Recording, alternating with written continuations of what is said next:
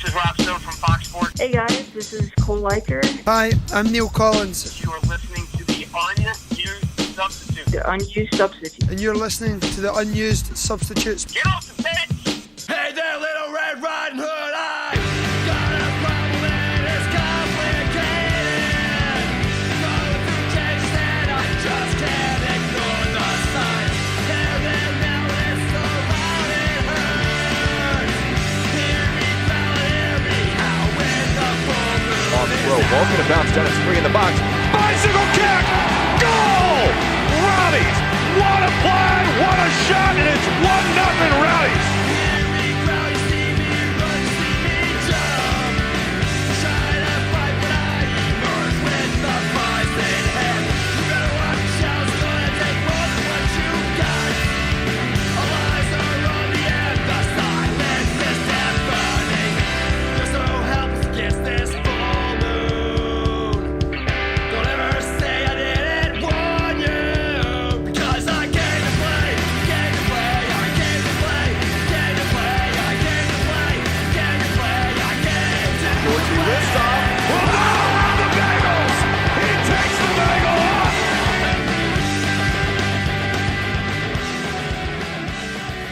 Good evening, everybody. It's Wednesday night at 8 o'clock. We are the Unused Substitutes, live on Radio St. Pete, part of the Beautiful Game Network, sponsored by Roughneck Scarves and Golden Goal Press. We are not on location tonight at Shamrock. We're throwing Steven in the deep end now and doing this from remote locations, connected by the wonder of the internet. My name is Matt, bringing you your Rowdies Talk Radio, your green and gold gospel, and on the other end of this microphone and all these wires that I just finally set back up a few minutes ago, Steven, how you doing tonight? Well, barring technical any difficulties, I am doing fantastic. I think I'm catching a cold, if I'm being honest, which is really weird, but I am doing great. I am thrilled. We won a game. Life is good. There was a good crowd. It was lively. The mob was fantastic. The casuals were fantastic. It was a great, great night last night. Spirits are up. We are definitely keeping track of the live games going on in the Open Cup right now. There are several being played, so we'll keep you up to date if we see anything of note. And obviously we'll recap what we have going on. But yeah, Matt, we had a game. We've got a game to recap. We've got a very exciting game this weekend that we get to preview a little bit here. So we got a pretty good show, I think, lined up for today. I think this is going to be a fun night, I believe. We'll do our best not to ruin it, but you never know. Yeah, well, All right. So last night, and Rowdies began their Open Cup run of the year. Hopefully it's a nice long one. I had some kind of real life things pop up at the last minute and wasn't able to go, but you were there last night. I did get to watch from home on ESPN. Like you said, the crowd looked good. It sounded good. It was great having the mob kind of right behind the goal for the night. I got to rewatch it again because I'm going on another show Friday night to discuss it, and watching it the first time, I'm just, watching it as a fan, and now I want to go back and get some. But you were there, you were on hand. Tell us what you saw. Well, I'm going to be honest, I wasn't watching a whole lot. Well, I mean, when you're behind the goal, obviously it's such a different perspective than, that's like one advantage of being up, above the field the way we are in the normal section that we're in, is we see the field really well up there. And so tactically, you can actually kind of tell what's going on tactically.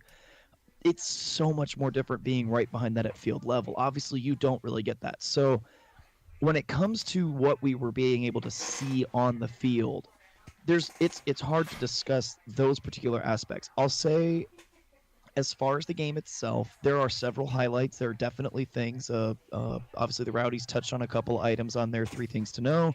But, we had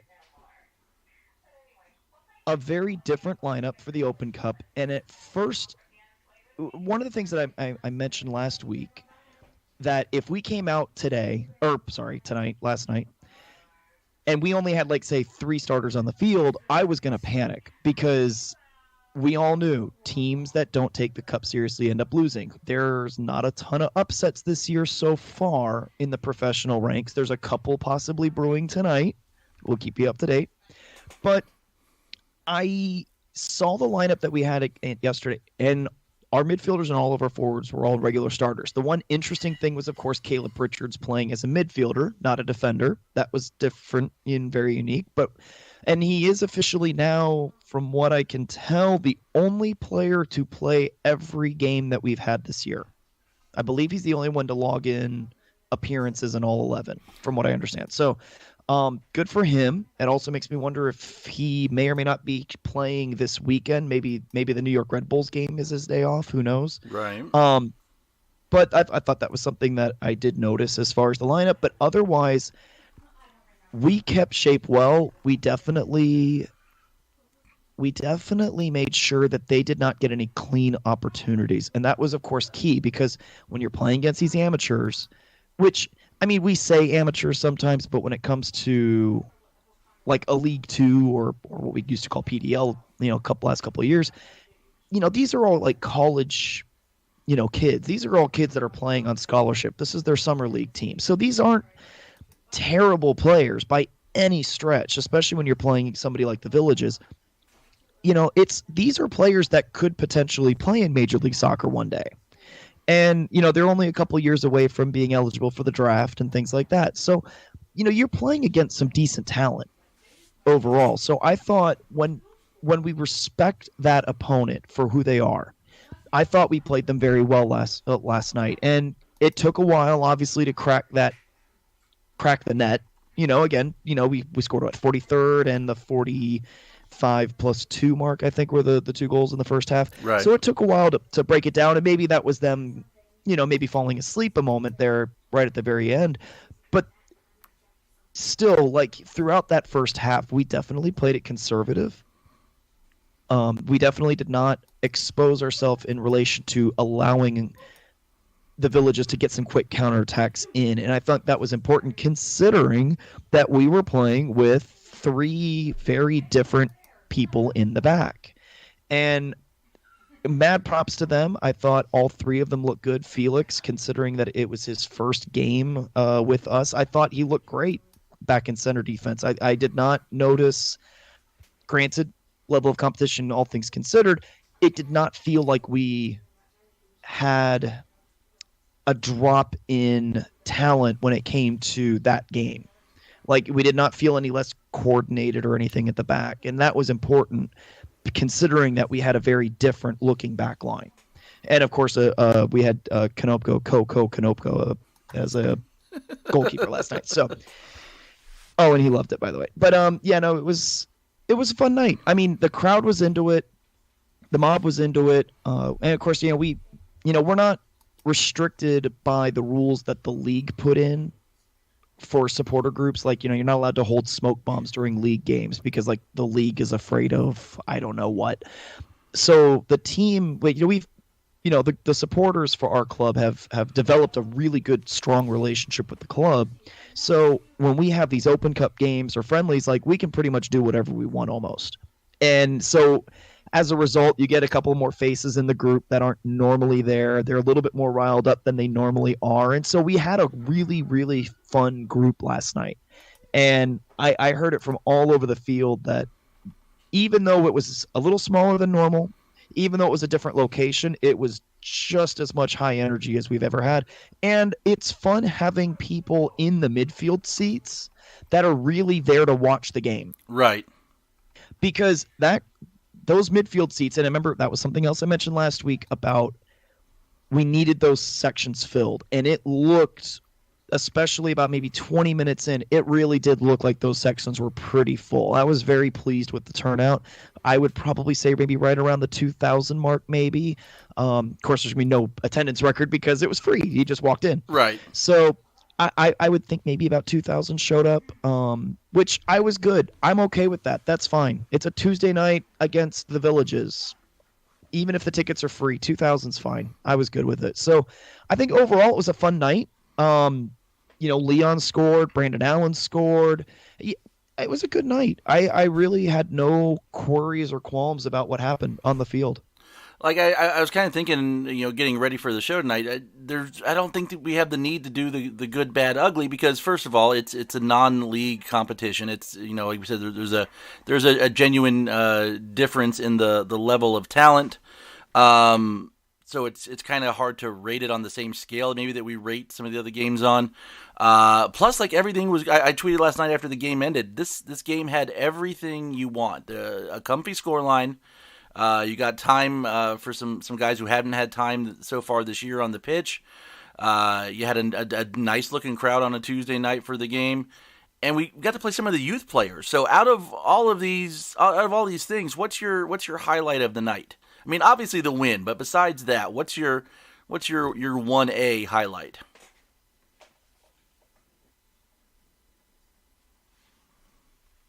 Uh-oh, did we lose you? Uh-oh, Steven seems to have disappeared here for a moment. Well, hopefully he'll hop back in here, and we'll talk about this. Going on, to answer my own question, which is always kind of weird. I was really, really, really happy to see the Tampa Bay United Rowdies players get a chance to get some minutes. Jack Casey and Robbie Sorinellis made their debuts for the senior team. I think Sorinellis came on first. Almost had a goal at one point. That would have been probably the best part of the night.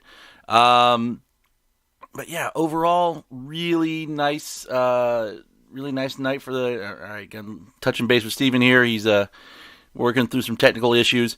A good night overall. So the Rowdies will advance to the next round. They will travel to Oklahoma City Energy FC. Originally last night, it was listed as being on Wednesday, May 29th, which would have worked out good for us. We would have a show. We could go down to Shamrock, do a watch party, do the show, but. Just announced, like right after I got home this evening, that the game has been moved to Tuesday the 28th, still in Oklahoma. I think the kickoff time is 7:30. We'll confirm that and post that later, so you can plan accordingly. While we're waiting for Steven to get back, he mentioned that we were keeping a track on the other Open Cup games going on tonight, especially involving USL clubs. First, I want to go through the results from last night as well. Pittsburgh Riverhounds advanced, beating the Dayton Dutch Lions from League 2. Hartford Athletic gets their first ever win. This has got to be a crazy situation. They have won a cup game before a league game. And they beat the New York Cosmos B team 2-1. Got a little close near the end. Cosmos pulled one back. 7 minutes of second half stoppage, and Hartford held on for the win last night. Elsewhere, Charlotte Independence, and Stephen talked about the cup sets in the making. Charlotte Independence, and I posted last night, and I went up there last year. I had a good time watching the game, meeting a lot of the Jack's Militias guys and Adam Martin's up there.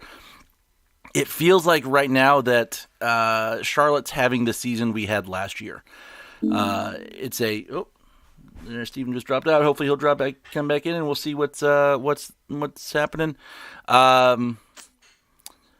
Charlotte's really, they were kind of if I was doing a mid-season, even though we're not mid-season yet, but like early season surprises and disappointments, I'd have to say my big disappointment is Charlotte. I thought with the signing of Domodoro and some of the other guys that they brought in, that they were probably a contender for a playoff spot, and right now they've got 6 points out of 10 games, sitting 16th place. And they go out in their first Open Cup game against the Florida Soccer Soldiers, who knocked off Miami FC in the last round. We're behind. Charlotte actually had the lead for a while. Soccer Soldiers. Oh, I think we got Steven back. Can you hear me? Yes, we got you. That was really, really completely random. My apologies to everybody listening. There's always some gremlins. So let me finish this, and I'll go back to what I was asking you, and then we'll pick up. I was kind of running through the results right now. Soccer Soldiers, I believe they equalized just before Stoppage time, it went into extra time. Charlotte scored early, made the mistake of kind of gloating about it. Karma will come back and get you. The Soccer Soldiers equalized in extra time, and they were down to 10 guys, if I remember correctly. It goes to penalties. Their keeper takes the first one and saves the last one, and the Soccer Soldiers advance. I think really the only kind of Cinderella team you'd say right now.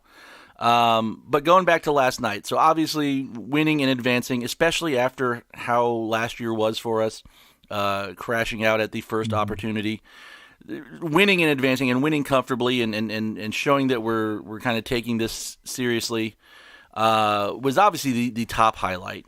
But out of all the other things that went on last night, we had two Tampa Bay United players make their debut. What was your next highlight after the win? What was your favorite thing about last night? The big thing for me was the two kids. That's what Robbie I said too, Soren-Ellis and Jack Casey. Absolutely, I got to see them when the Rowdies played Sarasota Metropolis on that Sunday morning open. The Sunday morning scrimmage that was open to the public. Right. We had a chance to watch them during that game, and they looked fantastic. Like, they look great. And so you've got, Robbie goes to Steinbrenner High School or did, I guess he's graduating. I'm not sure. Jack Casey went to Plant. I know that he was, from what I understand, I think he was the high school player of the year in Hillsborough County. So, I mean, you're talking a couple of the best local youth products that are out there right now, as far as that's concerned. Jack Casey, both of them have decided to go to college. They're not going to go straight into the pro ranks. So Robbie's going to North Florida. Jack Casey accepted a spot with Dartmouth. So, they're going to be taking the college route in respect to that, as far as that's obviously a decision they need to make with their families and such. But, it was fun giving them the chance to play at that game, and mad props to them for being willing and open to do that. That's important for them as a playing career is concerned. Awesome by the club to give them and allowing Neil the opportunity to make a decision like that, because that's a bold choice to play a couple of kids like that. I mean, you see things like this overseas all the time. So to actually get a chance to see that in person with our club, I really hope that opens a doorway that, maybe helps things going forward. I mean, it's, again, the way our academies are structured, obviously totally different than Europe. You're not going to see 17 or 18-year-old kids almost ever go and sign with the Rowdies right out of high school. Like, it's just probably not going to happen, maybe for a really, really long time. But, I mean, it's, if you have the taste in your mouth as to what that looks like, and the more you get comfortable of it as an organization and as a fan base, and as a region, like if you are a 15-year-old right now in this area and you see that those guys were able to get those kinds of minutes, you might want to try out for Tampa Bay United. You might want to test your wits against them, because if you can make that squad and then get the opportunity to go over there and play with professional level players that are obviously, in some cases maybe as old as 10 years older than you are. I mean, if you get the opportunity then out of the youth ranks to go to Europe straight away and not necessarily being forced into the college bubble, that's an opportunity. And if you're 15, if you're 14 and 15 years old and you think you've got some talent in this area, that's now something you have to think about. Yeah, at the very least, it's another option, which is fantastic.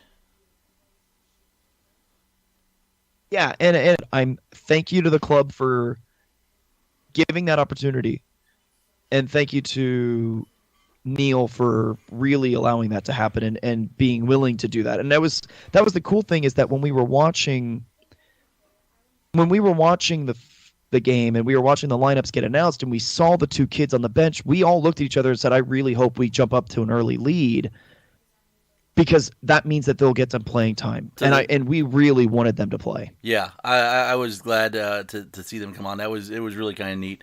I know Sudal posted, you guys know Ryan, he's the PA announcer. He had done commentary at one of the youth tournaments over the summer that they participated in, and knows both of these kids from that tournament, and then got to call them stepping onto the field the first time at Outlaying. So that was kind of a cool thing for him too. All right, so I'm going to hop back into the rest of last night's scores. We kind of did the first half on the list.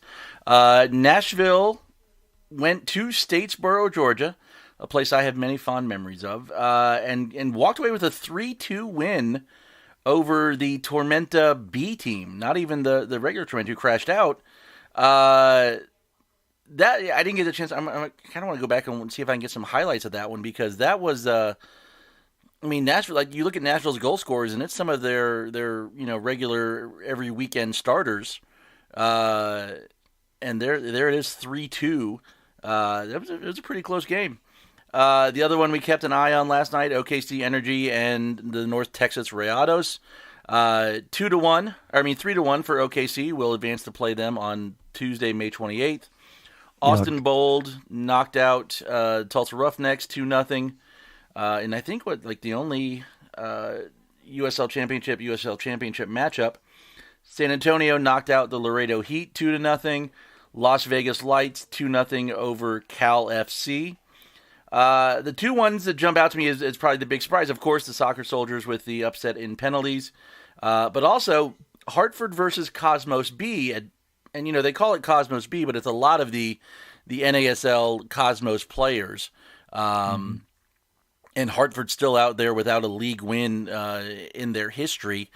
Jumps out to the 2-0 lead and holds on for the victory. I honestly, and I think we mentioned this last week, I thought the Cosmos had a pretty good shot at that one, but I thought it was so not too. meant to be. I legitimately thought that they would win that game. Did you see I'm kind of laughing that they didn't, but it's still. Did you see all the locker room tweets? No, I don't follow the right Twitter accounts to pick up on that. Well, it's probably a good decision. There apparently was some facility difficulties in Hartford last night. They said something about a pipe bursting, so neither team could use the locker rooms. So they had those tents set up like they have out at Premier Sports for the Nike friendlies for both teams to use, with folding chairs and basically some like cardboard boxes flattened and thrown on the ground to be the floor. So what they were relegated to using facilities on par with the Washington Spirit then, right? Is that how that works? Yeah, I think that's how that works, right? They would they'd probably gladly take that. So a lot of the Cosmos fans were just terribly offended at the state of affairs last night, because they've got so much room to talk about their facilities. Because sure, right. I mean, this is where we just say FTC and move on, right? Mm-hmm. All right, that's last night's scores. Tonight's games in progress. Indy 11 taking on Lansing Ignite. Last I saw, they were just coming out of halftime, 0-0 still. North Carolina FC has retaken the lead over the Richmond Kickers, 2-1. Louisville City 2-0 over Reading AC, which is in the 53rd minute, thanks to the convenient tweet I just saw pop up on my screen. Memphis 901 and Red Bull U23 are in a weather delay. Birmingham Legion, Westchester United have not kicked off yet. Greenville Triumph, we're playing Charleston, and you had a score for that one earlier, didn't you? Yeah, Greenville is up 1-0 in the 61st, 62nd minute, something like that. Greenville's got a lead right now. That's and something you didn't mention, by the way, for those that are listening live. Indy is playing with a red card. Oh, that's right. Yeah, their keeper got red carded. Was it Evan Newton? Yeah, the former Cincy keeper came out, steamrolled one of the Lansing players. Early. Yeah. Pretty early in the game. So, yeah, they are down to 10 men with a backup goalkeeper, and it's still tied, but it's really early in the second half. But, yeah, so there's a couple of potential upsets brewing here. By the way, we have some commentary on that challenge. It has been deemed a bad challenge on Twitter by no less of an authority than Neil Collins. Fascinating that he's actually watching that. That's cool. Good for him. It's Neil is a guy, and we kind of knew this as a player, but then you see him in action as a coach. Like, Neil's just flat out says what he means and says what he thinks, and that's what I mean. He's talked a lot about his how important the developing the youth side, creating these connections, giving these kids an opportunity is, and he's doing it. And he's out here offering his opinion on the Open Cup as well. I think Neil. I wonder if he's doing a Mike Pendleton where he's doing like 4 screens at the same time, so he's watching all of these games. Because like I'm thinking to myself, like I would want to watch like Charleston because at least you're watching. I mean, I don't know, unless Charleston's playing a lot of bench players, and then it doesn't really do any forecasting for what the team looks like. So I don't know, maybe. I don't know. That's interesting. I find that fantastic. Oh, North Carolina scored again. I just saw. We need like I need like a breaking news sound clip I can play. North Carolina FC on a penalty has extended their lead 3-1. Des Moines Menace versus St. Louis FC, I believe, is underway. I don't think we have a score from that one yet. Colorado Springs Switchbacks are playing FC Denver. El Paso is getting ready to kick off against Forward Madison. Come on, you Flamingos. Phoenix Rising taking on New Mexico United later on. El Ferrolito has lost 2-0 to Fresno FC earlier this afternoon. Sacramento is playing Reno, and Orange County SC versus Orange County FC in the battle of the Spider-Man pointing at each other memes. Yes, the battle of the most confusing matchup of names in... I don't know, is that like a historical matchup? OCSC versus OCFC? See, over the air, you won't even know the difference. No, you use the letters. I'd love to talk to the announcers, because how do you call this? You can't just rely on Orange County. You've got to either go, well, yeah, but with you the can't full say name, FNS. or FNS over the air is going to sound. Do you just identical. say SC or FC? Yeah, but that's the point, though. That sounds identical. So I don't know what they're going to do. I would love that. I guess they're going to maybe call them by their colors. I don't know. Like that is an amazing. I got to remember trying to catch up with Sudal this weekend and ask him what he would do in this situation. All right, probably actually have to say out like Orange Football Club versus Orange Soccer Club or something. I mean, there's going to be a solution somewhere, but I'm just laughing at you can't. It's literally it's OCSC versus OCFC, and over the air that's going to sound. It's extreme. It's so similar. It kind of reminds me a couple weeks ago when we played Charlotte.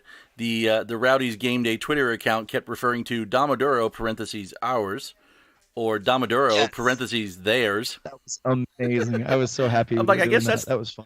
That's the best way to do that, I suppose. Okay, so we'll keep updating scores as they come in throughout the rest of the show, but I want to move on a little bit to some news. Then we'll talk a little bit about Red Bull that's coming up this weekend. And then we'll do our points per game table. Wow, Richmond just went with a triple substitution. How about that? You don't see that often. All right, so the kind of big news I want to say league-wise, I haven't seen a ton else besides this. USL has proposed a rule change to the IFAB for next season to bring in a concussion substitute. The way I read it, and I'm still following up and reading some stuff about this, if a player is brought off to be evaluated for possible concussion, teams would have the option of using a basically like a fourth substitute, but kind of unrelated to your regular 3, a temporary substitute to come on. If the player is judged to be okay and can return to the game, then they would basically swap. And if not, then the concussion sub would stay on, and I think at that point would count against your 3 subs, if I remember that correctly. Correct. Yeah. So this is it. Like I said, it's if you have not used your 3 subs, then it's a pretty easy concept. Like basically, the player comes off. There's a waiting period involved to diagnose it, to make sure he's not seriously concussed. And obviously it's not like there's a minor concussion type of deal, but I mean, because there really isn't such a thing, but it's to grade the quality of, or the severity of the concussion if he really does need to sit down. And then, so if you have not used all 3 subs, then that becomes one of your 3 subs. The other player would stay on the field. If you've used all 3 subs, then that player that came on the field will have to come off after that waiting period. And that's where it's going to get really tricky about all this, is that most teams, like you would need to have like some sort of a neutral party involved in that process somewhere, right? Because Yeah. like obviously a team physician, like I mean, what is it on the Rowdies? I believe what is it? It's Andrew Keene, I think, is our game day guy. Is the head trainer? Yeah, there is Yeah. a physician that they at Well, I least mean, they like, contract with like on game days. Like Yeah, on game days, I think is Andrew the one that goes out there on the field? I don't remember. yeah, he's a trainer. But I mean, there's a separate doctor, I believe, Yeah. on hand. But I'm just saying, like, it basically, like, every team has a guy or two that always go on the field when there's an injury. They take them off, and then, like, those one or two people, they're in communication with the coach because they got headpieces. They're communicating hand signals, things like that. Breaking news They're real in quick. communication with- Indy has taken a 1-0 lead over Lansing United. Yes. Oh, and Birmingham's up 1-0 over Westchester, if we didn't mention that already. Okay, I didn't know if there was a score from that one yet or not. All right, but back to what you were saying. But yeah, it's the problem with all of this, of course, is that there's always going to be like those individuals that do the assessments on the field. They serve two masters, right? They have to take into consideration the players on the field and their health. You know, obviously it's like the Hippocratic Oath type thing. You know, there is a responsibility for making sure the people that you are taking care of are actually getting taken care of. But at the same time, your bosses are wanting wins. So if that player happens to be one of your best players and you can't afford for him to come off the field, then you're going to get pressure. I mean, maybe not officially, but even just subculturally, you're going to get pressure from your bosses to, you know, tell them to tough it out. You know, we'll just deal with it. We'll deal with it later tonight or something like that. We'll look at him after the game. So part of the problem with this is you would probably have to have some kind of a neutral physician to help bring out that determination whether a player is truly incapable of going back on the field or not. Right. Because otherwise you're going to have an issue at gaming it. The other thing's going to, as far as that's concerned, like there's going to be, the bias is going to become a problem, and that could trip you up. The other thing is going to be the fact that not every team in our level has hired full-time physicians or game day types, as far as that's concerned, that are not like normal payrolls. So if you don't change that requirement at a league level for everybody to have their own folks, like a lot of them like contract that work out, or they like partner with universities or something like that and have somebody at a university level maybe help out. If you don't partner that I think that means that the only people making those decisions are going to be neutrals. And now a club might be, I don't want to say offended, but they might feel like they've been shortchanged. Right. If they happen to have somebody who. Oh, no. You just dropped out again. We got to figure out what's going on. So what I was getting ready to ask Stephen as he was talking about this was, you know, how had he read the entire article? Because that was one of the first things that came to my mind is how is this going to be kind of policed, kind of, you know, what's the protocol going to be? And in the article, it does mention having a neutral doctor to evaluate this with the kind of disclaimer that, you know, teams that have full-time medical training staffs have guys who know these guys better. So I don't know if you heard what I was saying, but that was one of the big focuses of the article that I read about this was the need for a neutral doctor in some kind of position to manage this protocol. Yeah. That, you know, some teams have like full-time medical staff, full-time, you know, training staff, all that kind of stuff. But there needs to be a neutral doctor on site. But at the same time, you know, the full-time guys probably know these players better. Yeah. So what I was thinking, and I kind of screenshotted these parts of the article, and I meant to post it yesterday. I never got around to it. I might do it tonight. I think what the possible solution could be, at least working out in my head, is that for the teams who have the full-time doctors, you know, they can make the decision, but it's got to be signed off on by the neutral doctor, I think is maybe the way to go. But for the teams that don't, it's got to be up to that neutral doctor. And another thing that they also mentioned too, and you know this happens a lot, especially online on Twitter, is you see a collision or you know some kind of thing that it looks like there's some head injuries, and everybody sits back and says, "Oh, that's definitely a concussion." Who was the Tottenham player? Was it a week or so ago? Was it Vertonghen? I think. Yeah, for Tongan. Yeah. All right, that so was- there's a what looks like to be a head injury. He's down for a while. He gets up. He plays on. I think he later collapses and they take him off. And everyone online is sitting back there like, how could you do this? That's obviously a concussion. And I'm not big on the playing doctor, over the TV stream or the internet video stream, because they later said that when they had doctors evaluate him, he did not have a concussion. There might be other issues. Obviously, something was going on because the guy collapsed, but you've got to be careful in how you do this. But one of those points is... Which does actually bring up the next point about the fact that it's like, how long do you have to make that decision? I think what Jake Edwards said was it's got to be like in like a 10 to 15 minute window. You can't like stretch this out. Which seems like a long time, yeah. Huge window. And here's the thing.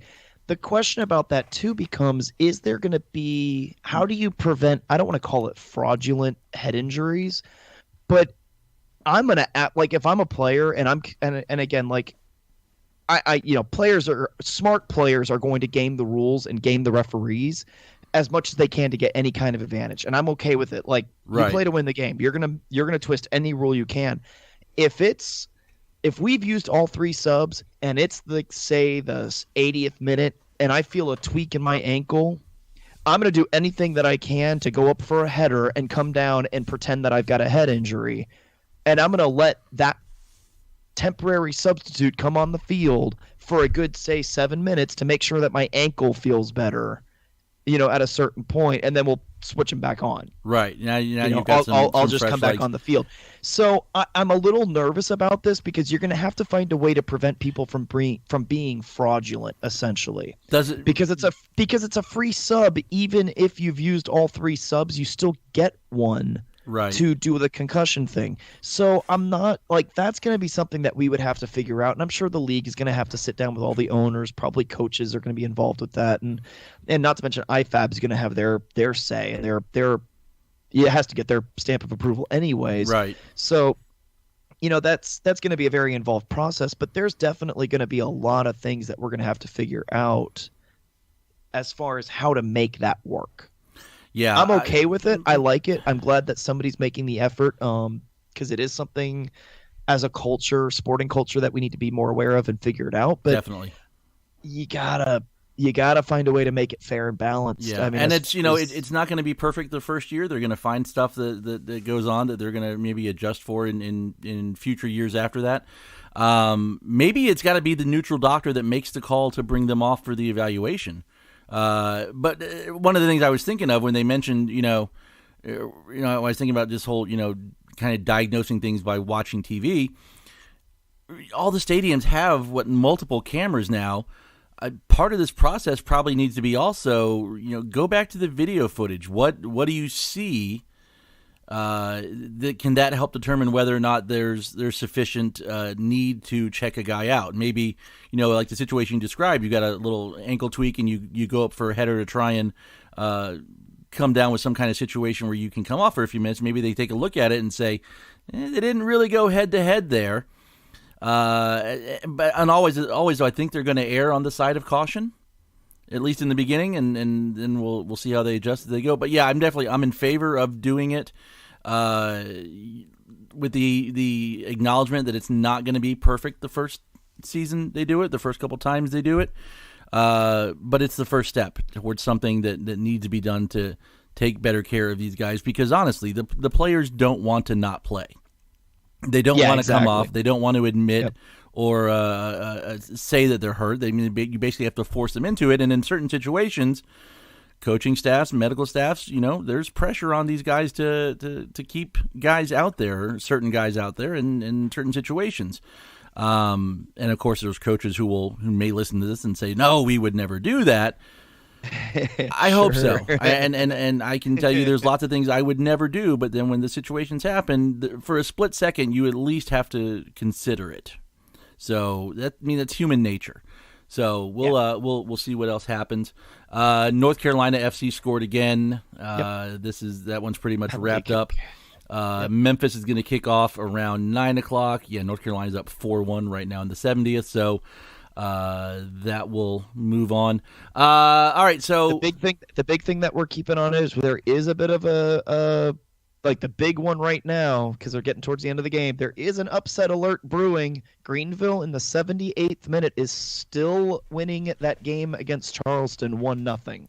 So that right now, at the moment, is our biggest upset alert kind of ringing. Birmingham and Indy 11 are both still holding on to 1-0 lead. Obviously, Indy's later in the game and they're down a man, but yeah, Greenville still has a lead, so that's kind of interesting. We'll keep, like I said, we're going to keep an eye on that as far as the rest of this show is concerned. you ever been to Greenville?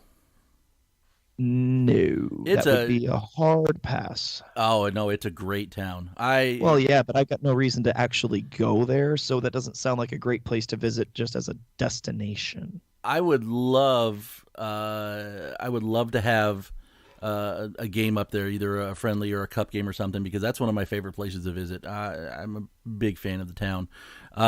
You know who? Oh gosh, I'm about to start this conversation, and I don't even know the full. I can't remember the name of the kid. But you know who's in Greenville nowadays? Not playing anymore. Who was the kid we had for a while? He made had 2 stops here. Came from Atlanta, from the Silverbacks before, and then the last time he left, it was had a little issue after. Are you talking about long hair? Yeah. I know exactly. I can picture the face. Picture him, and I've got like most of the first name right on the tip of my tongue, and I can't think of it right now. Yeah, I know exactly who you're talking about, and I can't remember his name. But he's in Greenville. Owns a. Last time I was in town, I just happened to. There was something I saw, and I was like, oh wait a second, that's so and so. Like they're running some kind of like Greenville like local clothing company, and I think he was working with Greenville Triumph is the new team. So was it Greenville FC or Greenville SC was the NPSL team from last year? I think he's doing some stuff with them. I keep wanting to say Eddie something, but I don't think it's Eddie. No, it's not. I'd have to look it up. I gotta look and see. All right. Do we want to do the table? Or do we want to do the Red Bull stuff first? I don't have the Red Bull stuff in the notes, but I have the stat stuff open in front of me. We could do the table real quick. I mean, as far as where we are with the Eastern Conference overall, I could certainly. You want me to go ahead and take over that one for this time? Yeah, I was thinking we'll raw table or points per game. Let's do top 10 current overall points, and then compare to the points per game and see where there are some things we're starting to notice. Definitely some differences. Yeah, there's some differences this time, which is going to be fun, especially when you come to basically everybody outside of the top 3. So yeah, as far as the Eastern Conference is concerned, first place obviously being New York Red Bulls 2, which of course we're playing up this weekend. They got 20 points along with us. They've played one fewer less game, but yeah, we're even on points. So that's going to be the highlight game of the weekend. If you are listening to this, you don't have tickets yet, get tickets.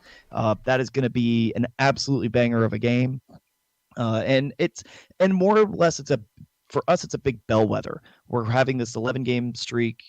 You need to be there. That's going to be an amazing game. So obviously number 2, as mentioned, is us, Tampa Bay Rowdies with 20 points. Third place right now is St. Louis. They're still sticking around as well. Goal for Charleston. Goal for Charleston. Oh my goodness. So Charleston does have some life. 79th minute. Wow. All right. Nashville is currently in 4th place with 17 points. Louisville, Charleston, and North Carolina. No, sorry, I misspoke. Louisville and Charleston are bringing up at 5 and 6. They are at 16 points apiece. North Carolina has 7th position, so they're going to be the first of those like wild card rounds. They have 15 points right now. Indy 11 and Ottawa are currently 8 and 9. They both have 14 points. And Bethlehem is bringing up the rear of the playoff picture with 12 points in the 10th position here. And on the bubble, there are 3 teams at 11. Atlanta United 2, Birmingham Legion, and Pittsburgh Riverhounds. Now, when it comes to points per game, notice how I mentioned Pittsburgh was down below. They're actually in the top 10 when you start looking at points per game. This is where things get fun. Obviously, New York Red Bulls 2 are still a step above us because they've played fewer games. So when you're looking at points per game, they are still at the 2.2 repeating forever. Tampa Bay Rowdies and St. Louis, very importantly, are both tied with 2 points per game average. So when you get down to Charleston is the next team. So Charleston jumps 2 spots when you're doing points per game, along with Indy jumping a few spots. Charleston has 1.7 repeating. Indy and Ottawa have 1.75. Nashville has a 1.7. They're in 7th place on the points per game standing. NCFC, our friends in North Carolina, have a 1.6 repeating at the 8th spot. 9th is going to be... Wait a second. See, you've thrown me off now because... Oh, Louisville City. Okay, my apologies, everybody. 1.6 for your 9th position. And bringing up the rear, like I said, they are in a playoff position when you factor in points per game. That's Pittsburgh. They've got a measly 1.375. But again, because of the way, and this is what we wanted to do with the points per game standing, is that like almost all of those bottom teams 4 through almost like 13, right now you can almost flip that entire table. A few, like 2 or 3 spots going both ways, Right. because of the points per game. So, and that's going to be interesting. Like I said, right now it doesn't affect us because we've been winning consistently enough to stay at the top of the table. We're kind of out of that mess at the moment. But so it's kind of funny where like the idea of keeping track of that is not necessarily affecting us, but the rest of the league, almost like the entire table shifts radically when you start looking at points per game. So the big thing right now to keep in mind is that even though we've got a 3-point advantage on St. Louis, we have equal amounts of points per game. So we're very much on par with them right now. And New York, again, I've had mad respect for them for years. That team is still, in my opinion, the number 1 team in the league right now. I mean, when you've won 6 and you've only lost 1 with 2 draws, I love the fact that we've got 5 wins and 5 draws, but that 6-1-2 record is a little bit more tantalizing to me. So, you know, I think that's the big thing right now is the fact that we're nearly on par with them, but St. Louis is right there. So we could very still easily drop down to 3rd as far as the seeding is concerned. So we'll see how this plays out. We're going to obviously get something that we keep track of as far as a segment is concerned. Do you have any comments about the points per game items? As far as the league is concerned, is there anything that stands out to you about points per game standings in terms of what teams are in the playoffs, what teams aren't, Matt? What are you seeing? Is there anything in particular that surprises you right now? Not really at the moment, and you know, I think we're past the point where we can say it's, you know, still early in the season where we're talking about results. But when you're looking at trends in this table, you know, last week there was lots of movement in the middle part, and it kind of helped us out. Now, you know, there hasn't been as it still seems like a week by week basis. I think once we get to about middle of the season, so you know, 6-7 more games, I think we'll start to see, maybe be able to pick out some definite trends about teams that may be better than what their current record says. And I think when we get about midpoint of the season, I want to check in on the West and do this with the West too and see how the West is shaping up. But you mentioned New York, and I'm just going to use that as the segue to go into the preview.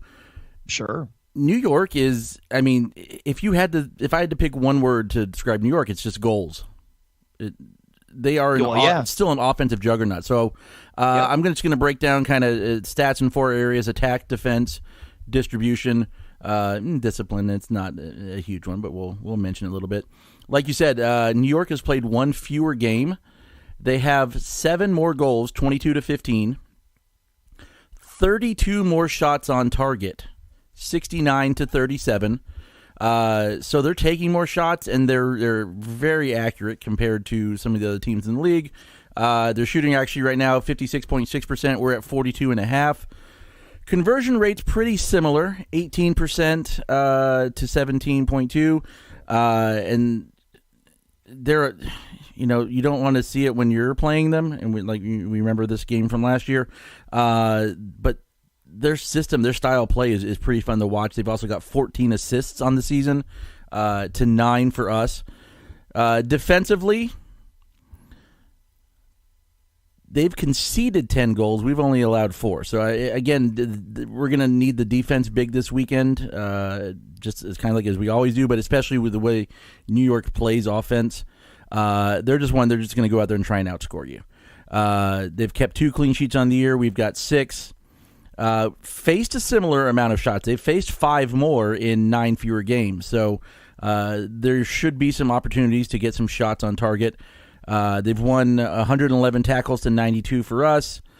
Their success rate with tackles nearly 70%. We're at about 64, so pretty similar. When it comes to the duels department, they've won 617 to 604. Very similar in the success rate for those, 52.3% to 52 even for us. We've had more successful, about 500 more passes completed than they have a better passing accuracy. A lot more successful crosses, 25 to 17. Crossing accuracy, we're about 5% higher than they are. Similar in dribbles and similar in dribble success rate, around 66, 67%. So that might be a place where we have a little bit of advantage is we seem to be doing a little bit better in connecting our passes and completing our crosses. Now, again, we do take a lot of crosses. We've played one more game than they have, so that could possibly account for the difference.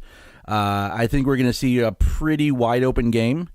But you're looking at, I'm going to assume, the best offense against what we know is the best defense, at least in the East, if not the league. Steven dropped out again. We got to figure out what this problem is.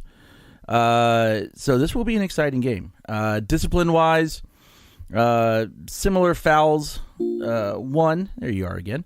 132 to 128 fouls, so both teams do play hard. 105 fouls conceded to 136 for the Rowdies. 13 yellow cards to 16 for the Rowdies. Both teams have not received a red card this year. So this should be a pretty fun game to watch for neutrals. I think we're going to be a little on edge probably with this matchup. What are you thinking we're going to see this weekend? What type of game do you expect? This is going to be scary for me. For New York, I mean, again, we already know they're easily the most prolific offense going in right now in the Eastern Conference. Quite frankly, they've been that way for years. They've got a coach that's really, really good. It's funny because it's like the team that I've always hated the most when it comes to playing against as a fan of the Rowdies, because that coach does things with his players. Like, they are really, really, really disciplined, and they play to win.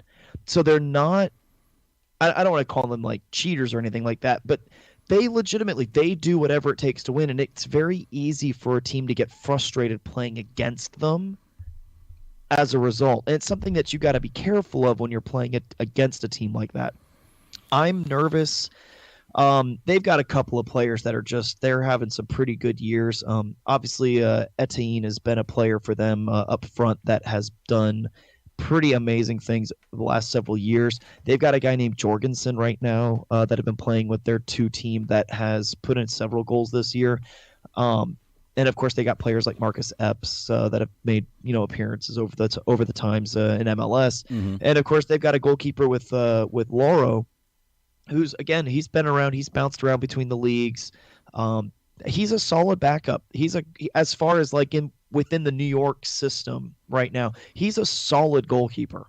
And it only goes to show how much depth they have in this country as far as, obviously it's not going to compare to like a team from overseas, but the depth New York has right now in both levels, and even to a certain degree, even their amateur level, they're easily one of the most well-rounded organizations out there. And I mean that honestly. I'm nervous about their starting strikers, but again, at the same time, look at our defense. We are amazing on defense. I would Now, do you want to go to predictions, or do you have? Well, I was going to throw a couple things out there first, and you talked a little bit about this before we went on, and talking about our defense. Now, if you remember the last home game before the Open Cup, Sean Barry came off looked to be some kind of unknown injury. I didn't play last night, wasn't on the bench. I mean, a lot of the regular starters weren't, so maybe it's nothing, but maybe there's more to the injury that could definitely have an impact on us defensively.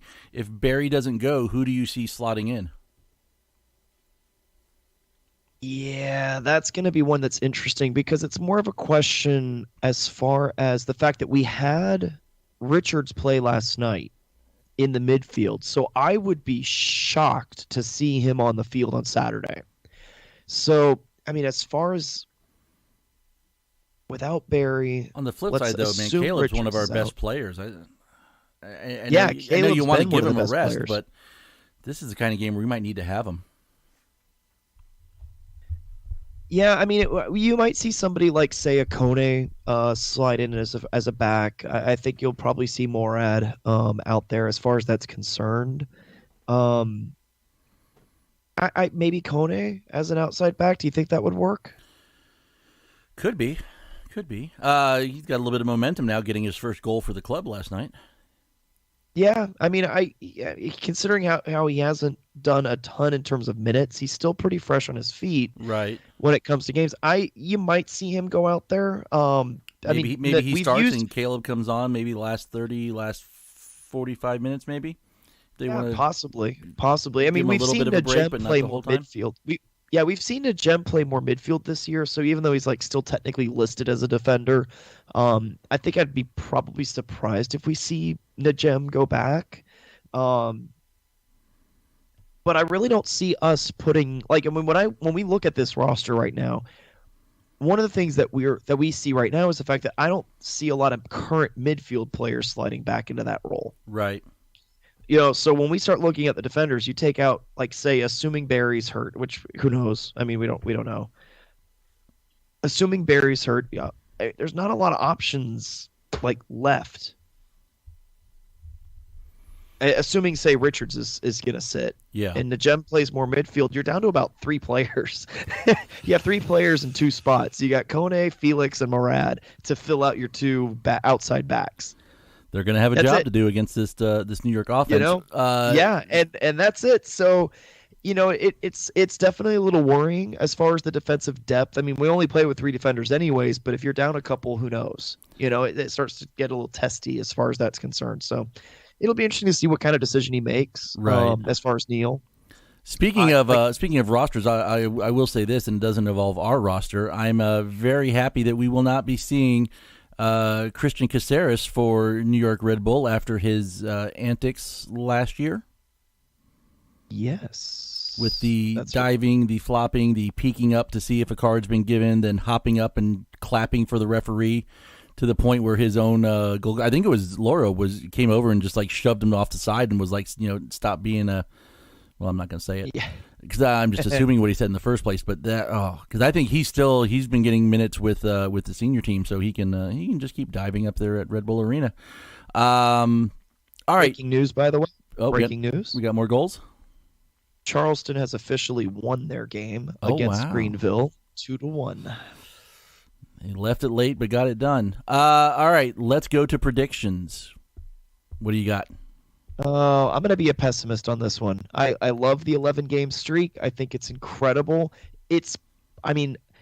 Obviously we would love for it to go on forever. Being the realist and pessimist that I am, I'm going to say eventually it's going to come to an end. I think in this game, especially considering that New York Red Bulls don't play Open Cup games, so they're going to be a little bit more fresh than we are, I will say Red Bulls 2-1. I think it'll be a good game. I think it'll be close. I think that we do get a goal, but I think Red Bulls will end up taking a victory this weekend, which is unfortunate. I hate saying it, but I think that's how it's going to shape out, considering that they're going to be more rested and they've been a prolific offense all year.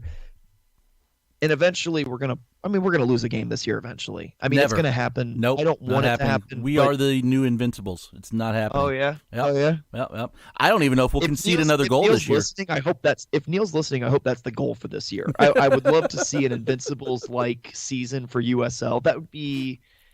I'd be on cloud 9, but I'm gonna be a little grouchy pessimist goblin, and I'll say 2-1 Red Bulls. I want an invincible season where it's evenly split between wins and draws, like where we are right now. Just keep doing this. Just keep alternating. Hey, in all fairness, that's probably gonna finish. If you go even split wins and draws all year, I mean, you're probably finishing top 2.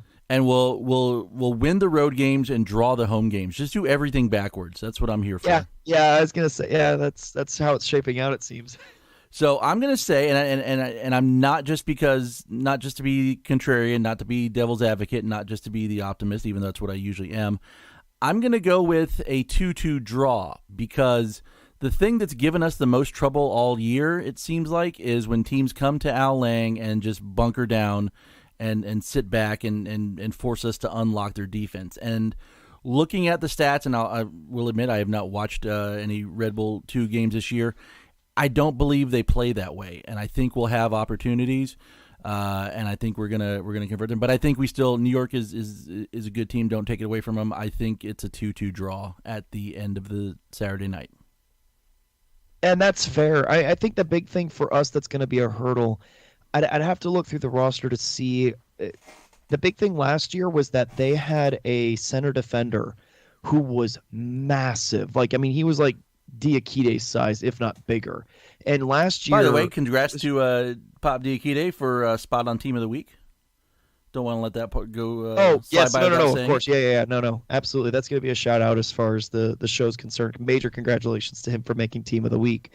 But no, I mean, as far as like that was something last year. I don't know if he's still on the Red Bulls 2 team, but they had an amazing defender who was great in the air, and we had no answers. And if they come out, if that guy's still on that team, or if they have somebody that's similar in size to replace him, our strikers are all short. Like, I mean, we don't have somebody that's like, you know, a 6'2", really tall guy to win balls in the air. All of our guys are, you know, more around like the 5'8", 5'10" mark. Right. So if we play a game like last year's game, I remember this distinctly, the fact that it was like banging our heads against the wall. We kept crossing the ball in.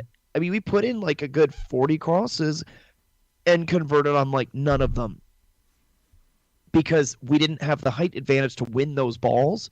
And so we were all looking around like, why are we still trying this? It's like the 85th minute and we're still sending in the same cross. And everybody's like, this hasn't worked all game. This guy on the defense is like 6'6". Like, you're not going to win those. Right. And he's got a good eye for the ball. So that's something that has me worried is, and again, like this was something that happened against Indy, was we were not very good crossing the ball and getting shots as a result of those crosses. Like the conversion rate was really not that good.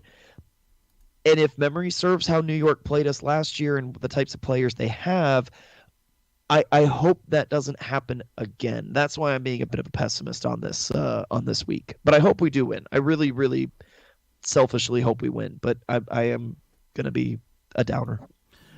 All right, I'm going to push back this USL Academy stuff again because it doesn't start till February. There's no point in talking more about it tonight. All right, let's wrap this up. We love yous. What do you got? I am going to go with Robbie Sorenellis and Jack Casey for making their Rowdies official debuts last night. That is an exciting, exciting thing. I could not be happier for them, and happier for the organization for making the choice to allowing them to play in those games. I secretly hope to see them, even one of them, maybe make a trip to Oklahoma City. I think that would be amazing and hysterical if we could actually have them go on that field too. But yeah, that's my shout out. Congratulations to those guys. Yeah, that's my we love you for the night. One more prediction real quick.